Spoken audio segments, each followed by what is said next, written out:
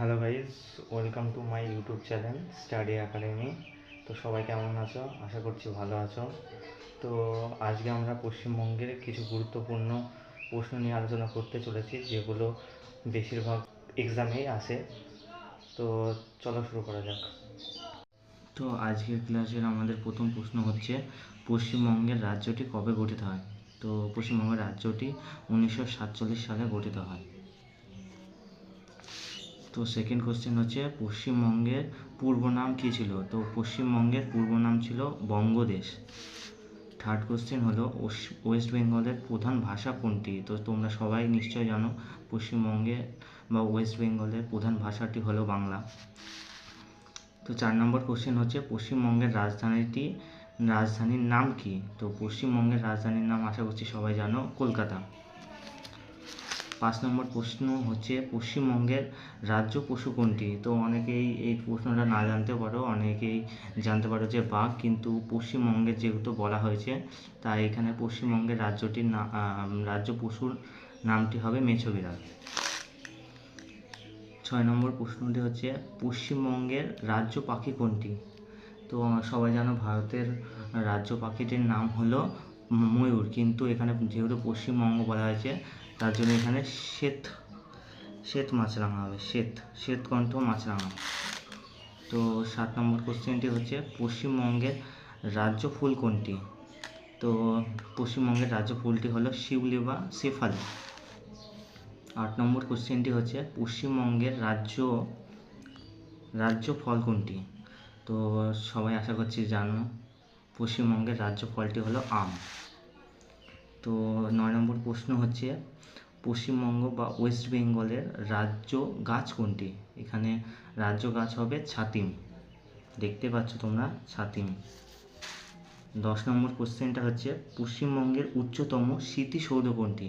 তো অনেকেই বলবে যে এটা স্মৃতিসৌধ ভিক্টোরিয়া মেমোরিয়াল কেন? কারণ ভিক্টোরিয়া মেমোরিয়াল অনেকটা জায়গায় বিস্তৃত আছে, এবং যেহেতু পশ্চিমবঙ্গের মধ্যে বলা হয়েছে, তার জন্য এটা ভিক্টোরিয়া মেমোরিয়াল হবে। এখানে আমাদের 11 নম্বর কোশ্চেনটি হচ্ছে, ওয়েস্ট বেঙ্গলের উচ্চতম স্তম্ভ কোনটি? এখানে উচ্চতম স্তম্ভটি হবে শহীদ মিনার। দেখো, শহীদ মিনারটি হবে। তারপরে 12 নম্বর কোশ্চেনটি হবে, ওয়েস্ট বেঙ্গলের সর্বোচ্চ আদালতের নাম কি? হাইকোর্ট। ওয়েস্ট বেঙ্গলের সর্বোচ্চ আদালতের নাম হলো হাইকোর্ট। 13 নম্বর কোশ্চেনটি হচ্ছে, কলকাতা হাইকোর্ট কবে স্থাপিত হয়?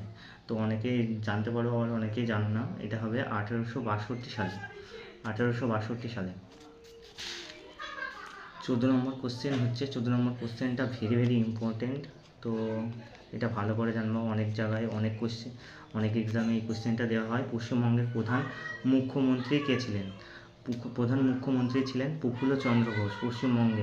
পশ্চিমবঙ্গের প্রধান মুখ্যমন্ত্রী ছিলেন প্রফুল্লচন্দ্র ঘোষ। পশ্চিমবঙ্গের 15 নম্বর কোশ্চেনটি হচ্ছে, পশ্চিমবঙ্গের প্রথম রাজ্যপাল কে ছিলেন? পশ্চিমবঙ্গের প্রথম রাজ্যপাল ছিলেন চক্রবর্তী রাজগোপালচারী। এটাও খুব গুরুত্বপূর্ণ কোশ্চেন, এটাও আমাদের খুব গুরুত্বপূর্ণ প্রশ্ন, অনেক জায়গায় এসে থাকে প্রায় এক্সামে এসে থাকে। এটা খুব ভালো কোশ্চেন। 15 নম্বরটা খুব ভালো কোশ্চেন। 16 নম্বরে আছে, পশ্চিমবঙ্গের প্রথম মহিলা মুখ্যমন্ত্রী কে ছিলেন? তো পশ্চিমবঙ্গের প্রথম মহিলা মুখ্যমন্ত্রী, এখানে মমতা ব্যানার্জি দেওয়া আছে, মমতা ব্যানার্জি হবে না। পশ্চিমবঙ্গের প্রথম মহিলা মুখ্যমন্ত্রী কে ছিলেন? এটা পশ্চিমবঙ্গের প্রথম মহিলা মুখ্যমন্ত্রী ছিলেন মমতা ব্যানার্জি হবে। পশ্চিমবঙ্গের প্রথম মহিলা মুখ্যমন্ত্রী ছিলেন মমতা ব্যানার্জি। পশ্চিমবঙ্গের প্রথম মহিলা রাজ্যপাল কে ছিলেন? পশ্চিমবঙ্গের প্রথম মহিলা রাজ্যপালের নাম কি ছিল? এটা হবে পদ্মাজা নাইডু। তো এখানে 18 নম্বর কোশ্চেন হচ্ছে, পশ্চিমবঙ্গে কে সবচেয়ে বেশি দিন মুখ্যমন্ত্রী ছিলেন? জ্যোতি বসু ছিল। 19 নম্বর কোশ্চেন হচ্ছে, পশ্চিমবঙ্গ থেকে প্রথম কে ভারতরত্ন পান? ভারতরত্নটা কে প্রথম পান? এটা ভেরি ইম্পর্টেন্ট কোশ্চেন। তো পশ্চিমবঙ্গ থেকে প্রথম কে ভারতরত্ন পান? বিধানচন্দ্র রায়। এক্সামের জন্য এটাও খুব ভালো কোশ্চেন। এক্সাম খুব ভালো কোশ্চেন এটাও। তো এই ছিল আজকে আমাদের 19টি কোশ্চেন পশ্চিমবঙ্গের। তো পরের আবার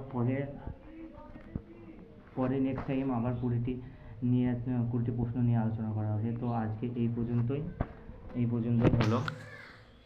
নেক্সট পার্ট আসতে চলেছে খুব তাড়াতাড়ি।